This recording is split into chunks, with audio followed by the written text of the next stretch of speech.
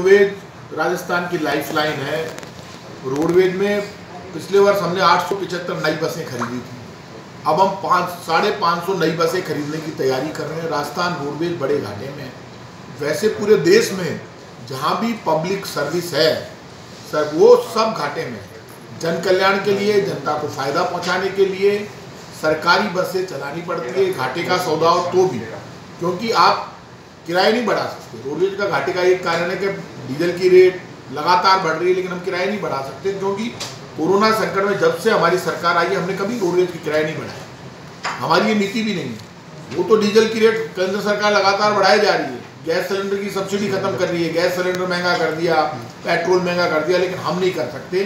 Diesel बढ़ने के साथ साथ रोडवेज के किराए बढ़ने चाहिए, लेकिन हम नहीं बढ़ाएंगे किराए, क्योंकि इस वक्त पब्लिक को रिलीफ देना, पब्लिक को सुविधा देना हमारी ड्यूटी है। इलेक्ट्रिक बसों को लेकर जो प्रॉब्लम आ रही है, उस बात को लेकर भी जल्दी एक बड़ी मीटिंग हम करने जा रहे हैं, जिसमें फाइनेंस के अधिकारी होंगे, हम लोग होंगे और राजस्थान रोडवेज के अधिकारी होंगे, और उसमें 3-4-5 दिन में जल्दी मीटिंग बुला के उस पर फैसला करेंगे कि इलेक्ट्रिक बसें आए। एजी के ऑब्जेक्शन के बाद वो ऑब्जेक्शन क्लियर करके इलेक्ट्रिक बसें लाना हमारी जिम्मेदारी है।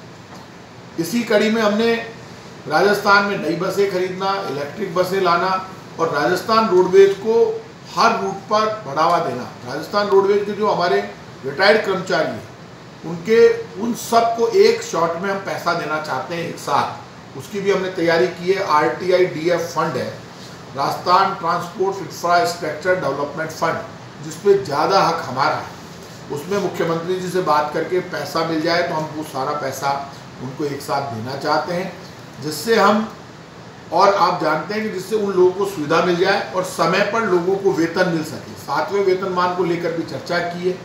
इन सब मामलों को लेकर रोडवेज के लिए जितनी अच्छी से अच्छा काम हम कर सकते हैं वो सब करेंगे। उसी तैयारी में रोडवेज को और मजबूत करने के लिए, रोडवेज को गांव-गांव तक पहुंचाने के लिए, नई बसें खरीदने के लिए आज रोडवेज की समीक्षा बैठक में हमने सारे डिसीजंस लिए और इसी कड़ी में काम करने जा रहे हैं, क्योंकि लॉकडाउन के बाद रोडवेज की समीक्षा करनी जरूरी थी, आज हुई है और उसमें अच्छे प्रोग्राम निकल कर आएंगे। मोक्ष कल्याण बस सेवा जो हमने शुरू की थी हरिद्वार के लिए फ्री, वो अभी हमें यूपी से परमिशन नहीं मिल रही है, उसकी भी हम कोशिश कर रहे हैं, जिससे लोग हरिद्वार तक अस्थियाँ लेकर जा सके। यूपी सरकार हमें अभी परमिशन नहीं दे रही।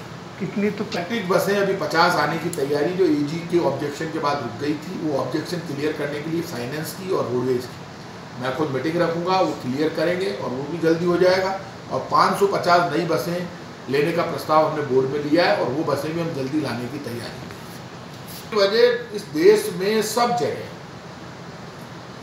प्राइवेट सर्विस, ये जो सरकारी बसें हैं वो घाटे में। पब्लिक सर्विस में आप सबसे बड़ा कारण क्या है? हमने रोडवेज में कितने लोगों को फ्री घुमाते हैं, आपको पता है? यदि आ रहा है कोई स्टूडेंट इंटरव्यू के लिए जा रहा है तो फ्री में आएगा। मतलब ये पब्लिक सर्विस है, जिसमें पब्लिक रिलीफ के लिए महिलाओं को, जो बुजुर्ग आदमी 80 साल का, उसको फ्री में लाएंगे, उसके साथ एक अटेंडेंट होगा, वो फ्री में आएगा। जो ये बात हमने कर रखी है, तो वो सब इस तरह की रिलीफ भी तो हमने दे रखे हैं। भाई किसी से किराया 30% ले लो, किसी को फ्री में लेकर जाओ, विकलांग से पैसे मत लो, उससे मत लो, तो वो सारा काम रोडवेज में चल रहा है। ये भी एक घाटे का कारण है, लेकिन घाटे का बड़ा कारण अब ये आ गया है क्योंकि डीजल की रेट लगातार बढ़ने से, किराए नहीं बढ़ने से, किराए हम नहीं बढ़ाएंगे, लेकिन किराए आप बढ़ा नहीं सकते, डीजल लगातार बढ़ रहा है, तो स्थितियाँ पूरी ऑकवर्ड हो रही है।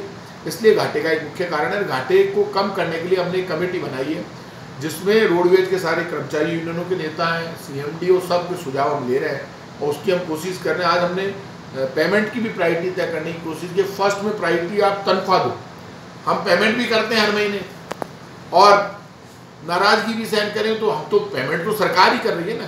अभी इस वक्त रोडवेज की तो स्थिति नहीं है, हर महीने तनख्वाह देती है सरकार, तो ऐसे में हम तनख्वाह भी दें और नाराजगी भी दें, तो मैंने कहा ये टाइम पर मिलना चाहिए ना पेमेंट, तो उसकी भी हम व्यवस्था कर रहे हैं, समय पर सबको पेमेंट